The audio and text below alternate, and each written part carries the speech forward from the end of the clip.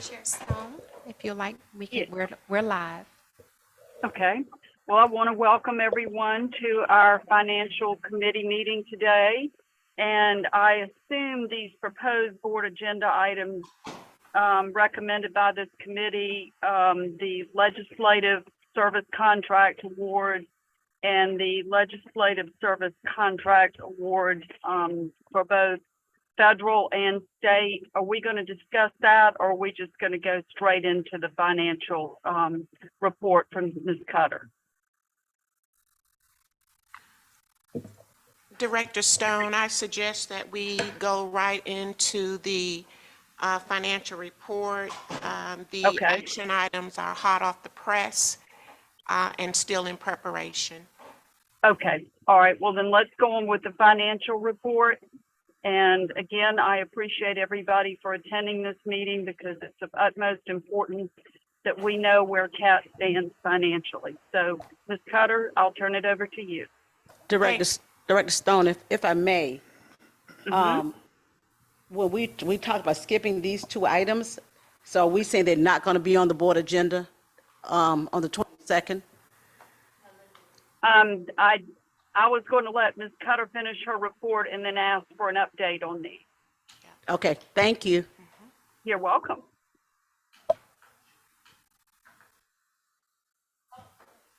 Okay. Anybody else, or Ms. Cutter, are you ready? Yes, I'm ready. Okay. Good afternoon, everyone.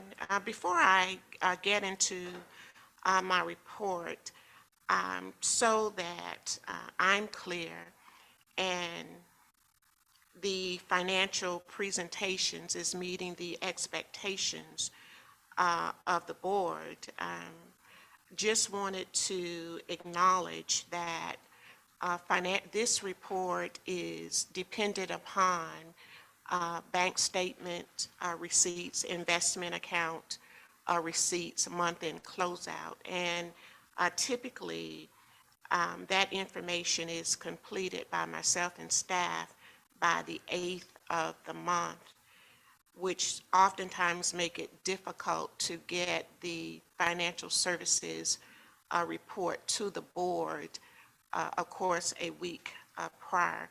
And I just wanted to make sure that what is being presented is the type of financial information that meets the board's expectations. If that being the case,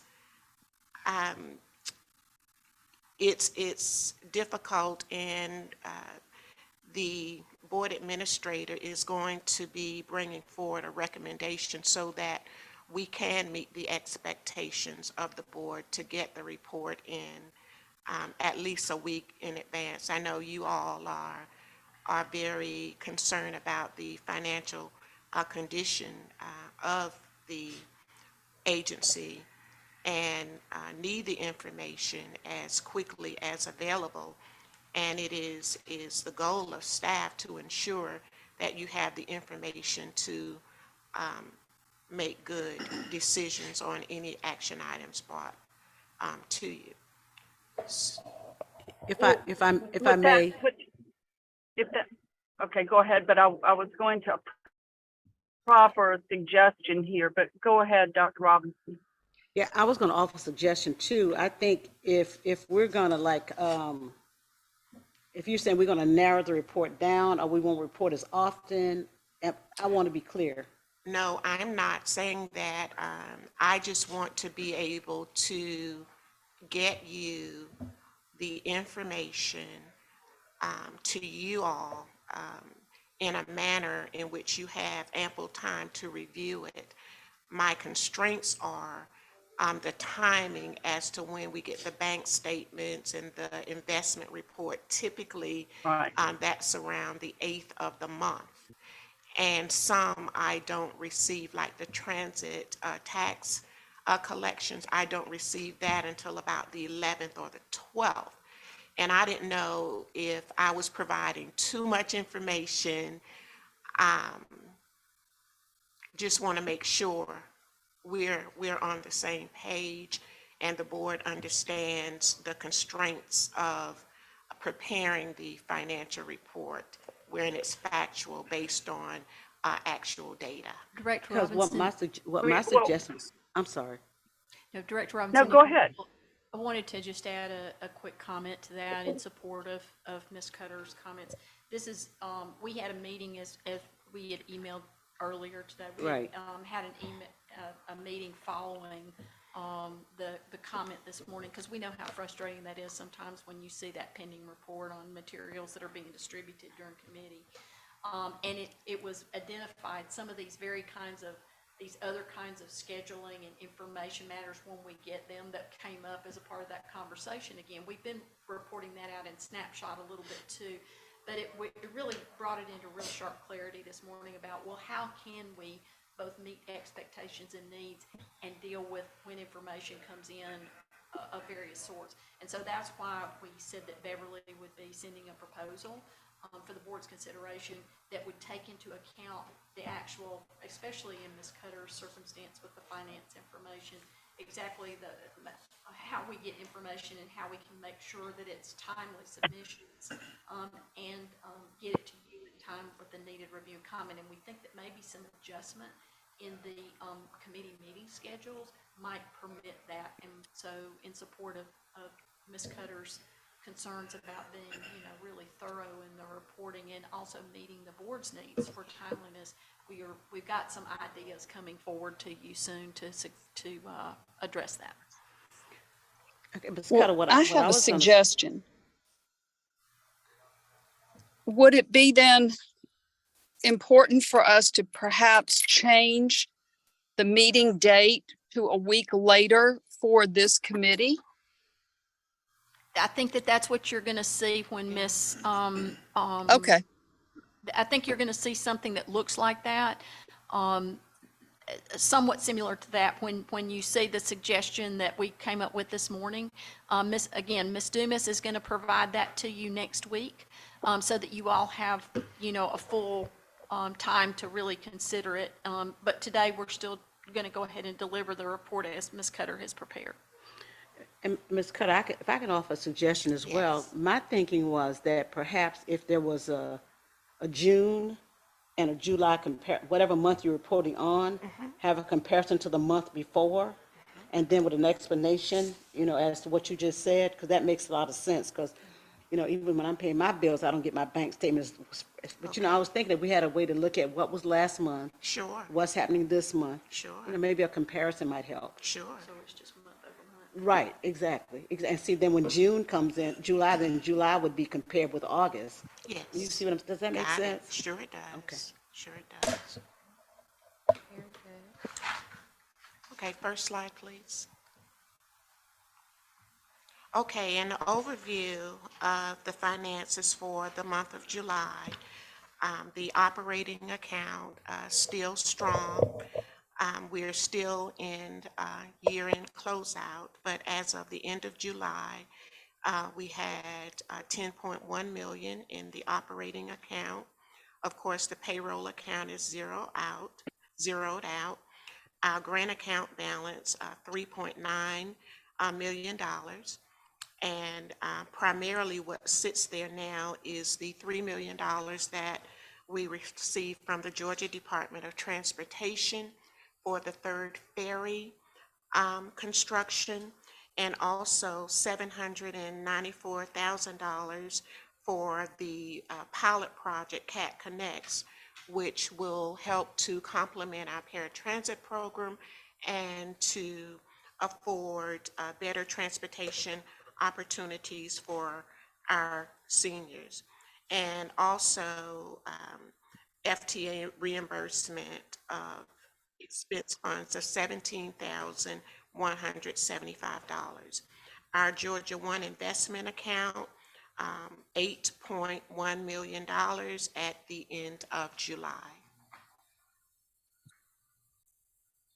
Following up on our Georgia One fund account, at the end of July, as I said, at the beginning of the month, the balance was $8,073,731. The current yield 5.21%. Deposits for the month, interest in the amount of $35,733 for a balance at the end of July of $8.1 million. Mhm.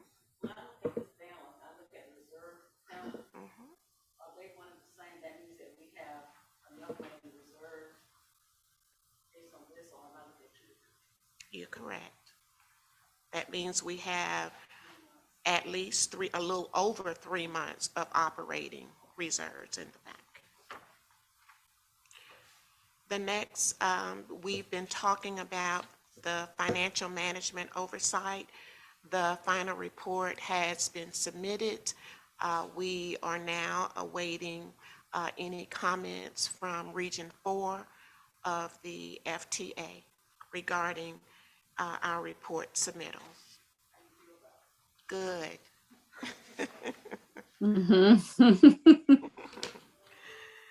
Um, Our human resources stats for the month is outlined on the chart below, trying to get into a little more detailed here so that the board is fully aware of the activity in terms of applications received, and we're presenting it by department, the number of qualified versus non-qualified, the number of offers extended, and the number hired. We're also including stats on exits from the organization as well.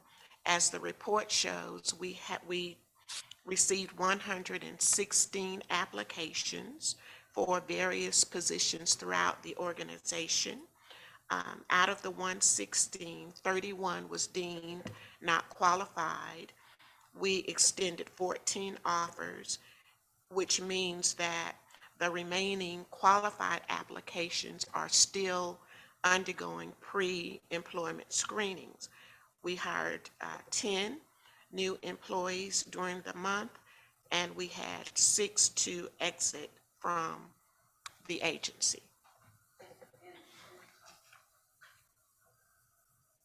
And on that note, let me ask you a question. When I'm looking down at the paratransit. It looks like we're not increasing at all. We get 2, we lose 2. Now, August is going to be a totally different picture. Okay. We've been very successful in getting some good applications and getting them through the pre-screening process, and they've pretty much cleared. I believe on the 14th, we have a class of about 10 paratransit operators. So you're gonna really see the picture for August.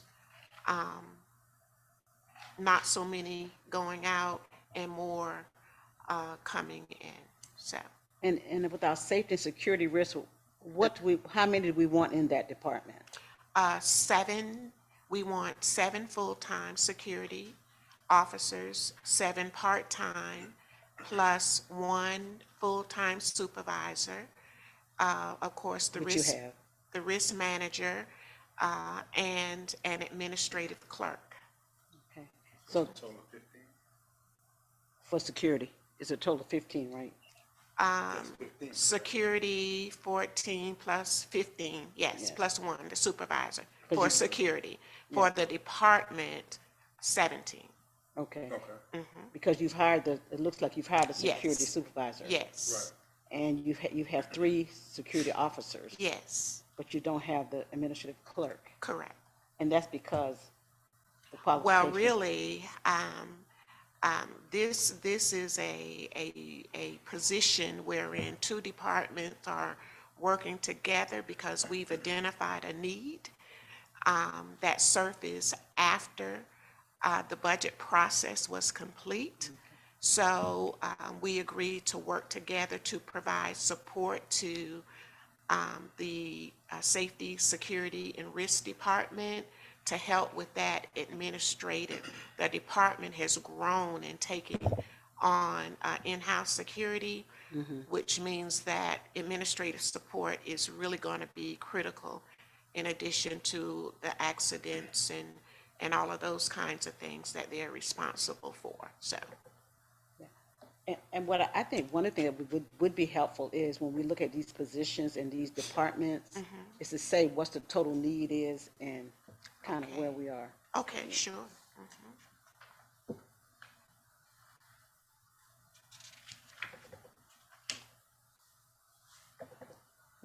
We'll, prior to the August board meeting, we'll try to have these edits available so the board will have a very clear picture as to where we are in each category. Okay. As we talked about, here we are, the action items for August. The legislative advocacy services at the federal and state level. The evaluation forms have been completed, so that will be ready for board meeting. As soon as the action item is written up, and that will probably be completed by in the next day or two, that will be distributed to the board via the board administrator. Okay. My question. And well, first of all, the two that we currently have, they both applied. Yes, ma'am. Okay. And then if we're voting on something again, and that's probably a legal question, with the pending, because we still have some years left on the existing contract, am I right? How many years left on the existing contract? 2, and you recall that the legal, our legal staff had already provided an explanation of that to the board, but we can resend it to you. Well, because I guess I just want to hear. I'm sorry. No, I was going to say to resend that to make sure before the full board meeting that everybody has a copy of that. Yeah, no, that's true with any, just regardless of this contract, with any contract, there's always an option to exercise termination without cause. And in this case, there is that same option in here for convenience, it's called in legal terms. And we don't bear any liability or whatnot. And every contractor, including these, understand and know that that's sort of the at-risk position that they live in, so to speak. And Right. we are following all of our contractual guidelines and all of the federal procurement process in conducting these procurements and awarding whatever contract awards will be made. So am I to understand that once we approve the award, then the other ones go away?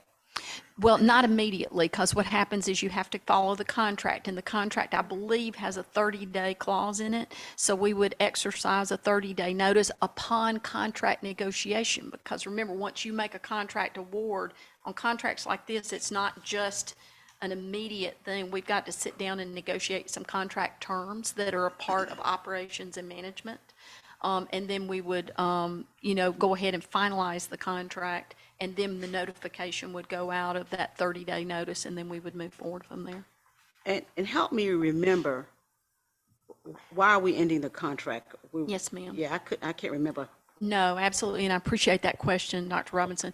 You recall that some months back, and we talked about it in several meetings and also in snapshots and so forth, we've been doing a full review of all existing CAT contracts, particularly those that had been awarded prior to 2022, but all of those since as well, reviewing contract terms, reviewing procurement processes, reviewing our current needs and so forth. In this particular case, in that review, one of the things that we were noting was that those previous scopes, when we look at what the current federal landscape looks like, what the current state funding landscape looks like, it's changed a lot since these were awarded 3 years ago. And we wanted to make some scope changes and re-energize that part of the process, and of course have the ability to do so. But and then we also looked at the previous procurement, which also had less competition in it, let's say, and then also, just making sure that we had good good solid procurements with lots of good competition, and also then with something that's really responsive to current and what we believe, based upon expertise and knowledge, are the moving forward conditions on the federal and state landscape. We tried to be, one of the things you may recall from Andrew's evaluation, the legal evaluation that was provided to you too, is we also included some things in this procurement that were advantageous to CAT in terms of what we were asking for in the scope. It was not a cookie cutter kind of a scope for these kinds of services. It was more tailored to making sure, whether that was things like DBE representation, or whether that was a demonstration of references, whether that was, I think there were 5 or 6 different points that we included over and above what had been sort of the standard scope for these kinds of things, to engage it in a more valuable way to CAT. So, what I would suggest, and the rest of you guys can tell me if it's not necessary, instead of putting this on the consent agenda, can we have it on the agenda, just in case there are additional questions that may come up, instead of just placing it on the consent agenda? Chairman Stone? Well, it's my understanding, and correct me if I'm wrong, that any item can be removed from the consent agenda upon the review and the opening of our board of directors. I'm meeting. suggesting that it does not go on the consent agenda, that it's already an open discussion on the regular agenda. Well, I mean, it won't matter if you want it pulled and get a second and people vote to pull it, then, it can be pulled. So, I don't, at this time, personally, I don't have a problem leaving it on the consent agenda. And then you can ask for it to be removed the day of the board meeting. So the rubric that was used, so what I can gather, the fact we're putting on the agenda, the decision has been made as to who's going to get the contract. No, ma'am, that decision No. doesn't occur until you vote on it. That's right. Okay, That's right. So what are we voting on? You're going to be voting on the recommendation of the evaluation committee for the award of each contract. Without a company name on it? No, the company name will be on it. No, it'll be on it. But So we've got to finish up the process. That's why it's still listing pending report, is there was still some information that was outstanding in terms of the evaluator's input, and that's being completed now, and that's why they're not listed on here. So we'll get that information? you'll get who the recommended vendor is. Yes, ma'am.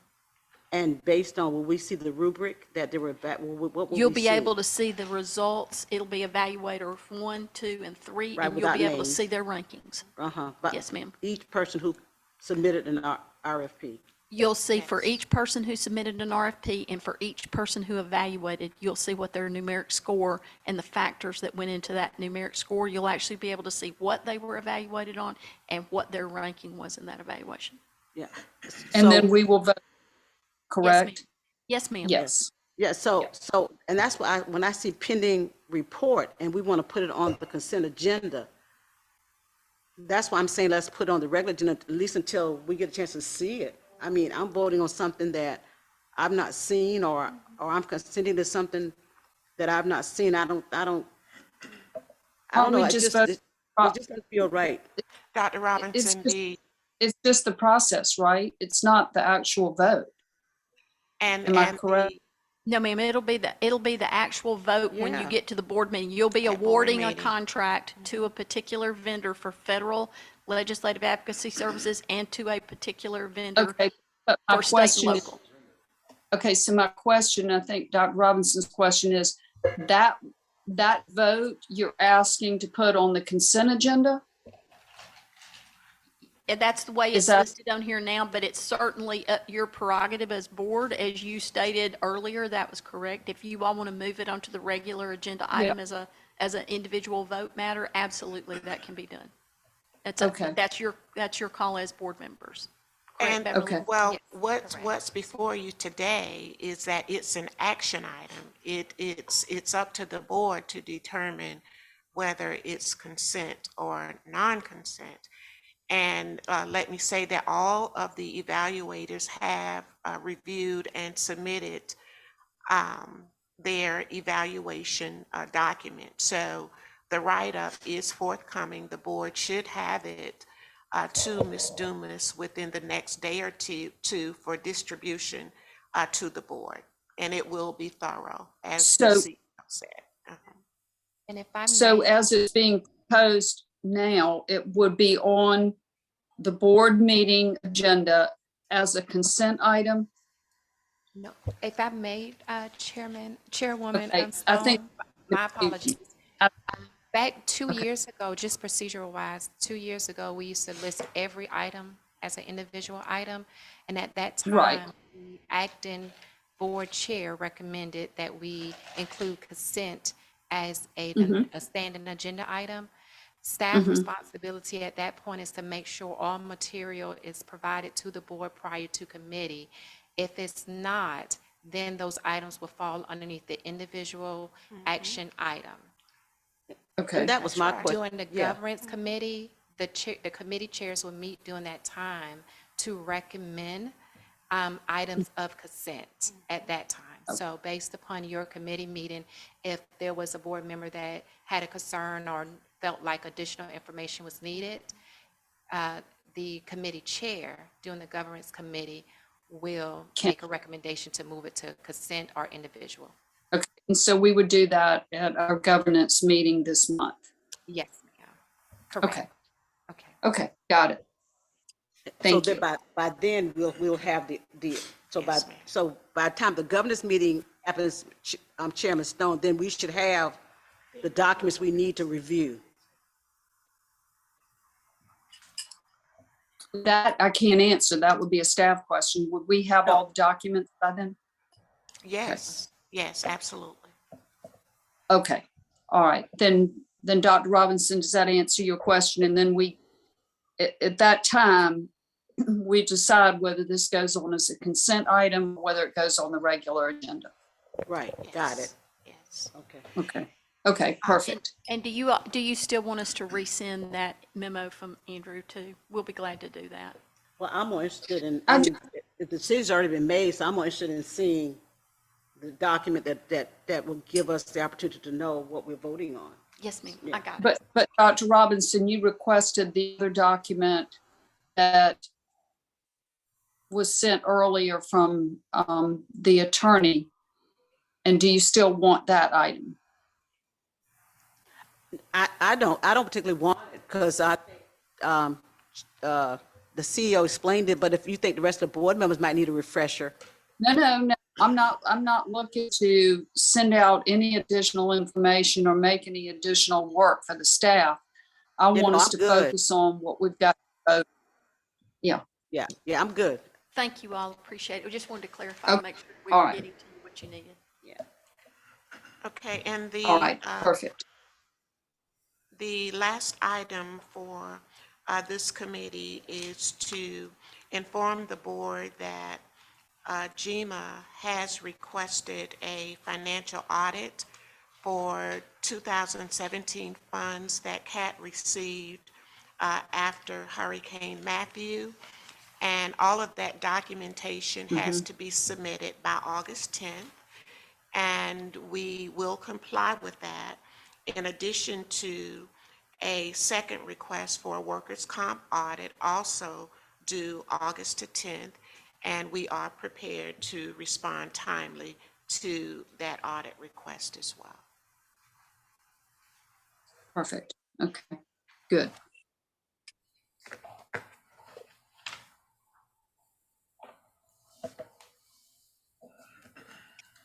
And that concludes my report. Okay, and is there any other old business that we need to talk about? Director, there is no old And and new then- business, but I do have some just brief Right.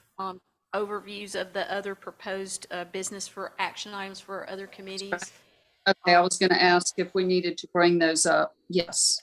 Just to let you know, there Okay. will be a discussion that we just had the Service Delivery and Operational Committee, and there was a discussion about disposal of assets and a community surplus vehicle donation policy revision. There were a couple of questions asked, one particular question that was asked by a member of that committee regarding asset disposal. And we are working with both FTA and our legal support to give a clear answer to that question. And the question was whether or not individual board members or organizations of which board members, nonprofits of which board members are a part, can participate in this. And so we're clarifying that with both FTA on the regulatory side as well as with our attorney on the any kind of legal analysis that would support that. And we'll have that available at the time that these come up at the board meeting. Also, on the planning and infrastructure development, we are deeply engaged. We had 2 public meetings, public hearings yesterday on the Title VI equity analysis.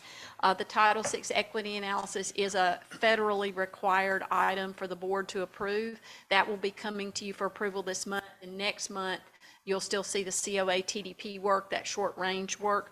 But I wanted to give you just a little bit of a peek into the equity analysis that I think is important for the board to understand.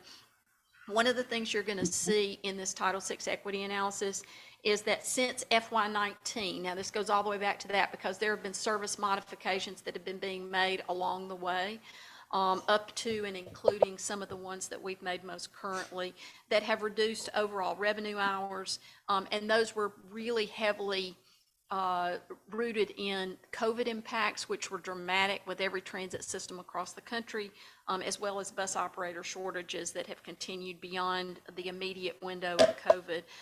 The overall revenue hours that were cut during that period of time, cutting trips and lengthening headways, was 41%, a very dramatic number. On August the 15th, at 3 p.m. we do have a work session with you because we knew how important this was, that we dig deeply into this matter and explain it to you thoroughly. And again, we got really good questions at the public meeting last night around this as well, public meetings yesterday and last night around this as well, and some really good media coverage. So a lot of transparency around this. Minority populations represent 72% of CATS riders, and low-income riders with household incomes less than $50,000 are 80% of CATS riders. And so, of course, anytime that there's any kind of service reduction, modification, or whatever, that is the population that is impacted. And so knowing that is also a part of understanding our Title VI equity analysis. But there's good news, and there's promising developments, and I wanted to be sure that you have to understand the whole picture to understand that piece of it as well. So the COA TDP work has evaluated transit service performance, and we have focused keenly on equity and these proposed incremental service improvements that begin, as you've already seen, we've been restoring pre-pandemic services and modifying and adjusting in a positive way pre-pandemic services. As you know, the first fare-free expansion outside of the downtown ever occurred as a part of those service modifications to the neighborhoods to the west. And we've been able to start to increase service frequency in some of the high capacity corridors. Some of the initial recommendations in the COA TDP will begin to really grow out that frequent service network with a 30-minute weekday frequency on many routes. And so as we are making the changes that you have identified, that you approved and you supported in the master transit plan, as well as what was contained in the COA TDP, families in poverty within a third of a mile of frequent transit service, this is the positive, will increase by 59%. Minority populations within a third of a mile of frequent transit service will be increased by 71%. Households without access to an automobile within a third of a mile of frequent transit service will increase by 29%. And then a really astounding number, and it's the one where we've really been focused, and we all know this, so much economic activity happening in and all around Chatham. Jobs within a third of a mile of frequent transit service will increase by 221%. Now, that's important. 220. And the reason that's important is because we are going to be deeply engaged in doing what? Not just doing projects here and there, but engaged in executing on the master transit plan and on the work that's in the COADP, because that's what will get us these numbers. And it's also the kind of work that will help us attract those additional competitive discretionary dollars that can advance these projects. That's how you do this. And so we are incredibly pleased. You know, we understand the disparate impacts that we've seen because of COVID. And then the continued sort of climbing out of COVID time period, when we saw some dramatic service unreliability and bus operator shortages and so forth. But you've seen the numbers where we are really starting to turn that around on the operator side, but we're turning it around overall. And that translates that and being able to be worthy and of competitive funding and new partnerships is how we get to these numbers, and we will do it. So it's a story where you have to embrace the yow of the moment, because it's been a tough road, and it's been a tough road for most transit systems in the country, including ours. But the bright future is there. So That's good. Okay. I know that we're proposed to do a lot of things to make these things happen. I think what'd be helpful to the board is to have a timeline. Like, when are we going to have microtransit? When are we going to have, what do we call it? On demand, those it's the kind of things. microtransit on demand, the Right. SMART grant. So, and that was in there, but it might not have been as obvious. So Right. we'll pull that out and send that to you separately so you can see it. But And I'm it talking was about- in I'm talking about- short-term, midterm, long-term. Right, I saw that, but I'm saying regular reporting. I mean, we can course. read stuff today, and tomorrow we may not think about it again, but I think regular reporting from staff Okay. about how the plan is actually coming along and what's happening and what have we done, or when do we plan to do it. I think that's always helpful. We'll add that into what planning's report is moving forward. Yes. So that'll become a part of the regular report. So you'll see it as a whole board, and planning will have the opportunity on that committee to dig into it in detail every month. I like that. Thank you. Very good. Thank you for that suggestion, Dr. Rosen. Appreciate it. And then the last item is the property and indemnity liability and hull coverage, marine insurance. Again, this is another one that was listed as pending report. I want to give you we certainly, I know that these pending report items are ones that cause you concern. This is one where, and you know this from all of your previous experience with us, our broker is out there until the moment before, actively working trying to get us the most for the best price. And that doesn't Right. happen in one time. It happens in that negotiation that just continues to occur. So that is why you can see the marine insurance still as pending report, as they're still actively in the market, bringing home the most for the best price. Again, that is also one that'll be presented to you with the specifics at the upcoming board meeting. And that's all Okay, I so have that under. that will be ready by the board meeting, you think? Absolutely. And you'll see it obviously prior to the board meeting, but just wanted to appreciate the opportunity to talk about all those matters under the proposed business for action by other committees. Right. Okay. Well, that looks like we've gone through the whole agenda. Is there anything else before we adjourn? Hearing none, then I will adjourn this meeting, and I thank you all for your attendance and your comments. And our next meeting will be a week from today on the 15th. Thank you all. Madam Chair. Thanks. Thank you.